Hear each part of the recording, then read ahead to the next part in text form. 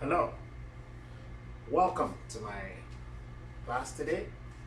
Today we'll be discussing discrete probability distribution. And I have a very simple example with which I want to explain how we can calculate the mean, the variance, and standard deviation of the discrete probability distribution, trying to understand it using random variable. So let's go to the box.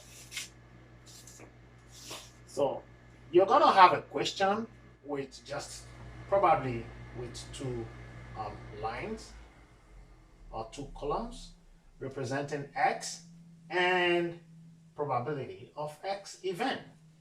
And so the x represent the random variable. All right, and so we say discrete because there are no decimals in the random variable.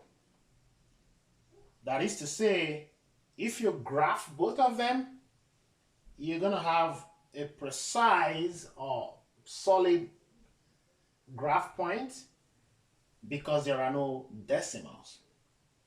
And so the PS implies the probability of X event occurring. And so you must understand also that the probability of the random variable occurring must not be greater than 1. If it is greater than 1, then the question, you just cannot solve it. And so quickly, if we look at the total or the summation of the probability of event X or the random variable occurring, you will realize that it is what? If you add up this and this, it is just 1.0. All right? And so we can move ahead. All right? So these two rows are the questions that are given. And so now we need to calculate the mean. How do we calculate the mean of this two column equation or column questions? All right, so we calculate the mean using summation of S and probability of X. That is what? The formula. And so what do? We quickly do what? Multiply this by 3. 0.05 by 4. We get this number, 0.2. 0.40 multiplied by 5, we get 2. 0.30 multiplied by 6, we get 1.8.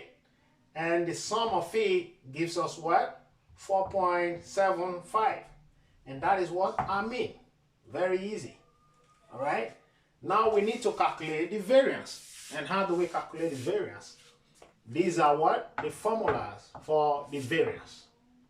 For us to calculate the variance, we need to understand some of the variables inside the formula. For me, I prefer using this second formula because it is easier for me to just go straight and get exactly these items inside the formula. It's simpler. The second formula is simpler than the first one. So let us use the second one. All right. And so we need S squared. And we're going to need the probability of S. We need to sum them up also. So quickly, let's get the S squared. What is S squared here? 3 squared is 9. 4 squared is 16. 5 squared is 25. 6 squared is what? 36. All right. Then what else do we need? We need to get S squared minus P S. All right. That is to say multiply, not minus. It is what? Multiply. And how do we get this? We quickly say S squared, that is 9 multiplied 0.25, you get 2.25. 0.20 multiplied, 16 multiplied 0.05, you get 0.8. 25 multiplied 0.4, you get 10.0. 36 multiplied 0.30, you get 10.8. All right? And so if you sum them up, you get what? 23.85. That is what? That is this. And so for us to get the variance, we calculate what? We calculated it already, and we got, the mean. We calculated the mean already. And so this is the mean. So for us to get the variance, we take out 23.85 from the square of what? Of 4.75. And 4.75 square is 22.5625. All right? And so if we take that out, what that gives us, if you have a calculator there, what that is going to give us is 1.2875, all right? Equals to 1.2875. This is what? This is the variance.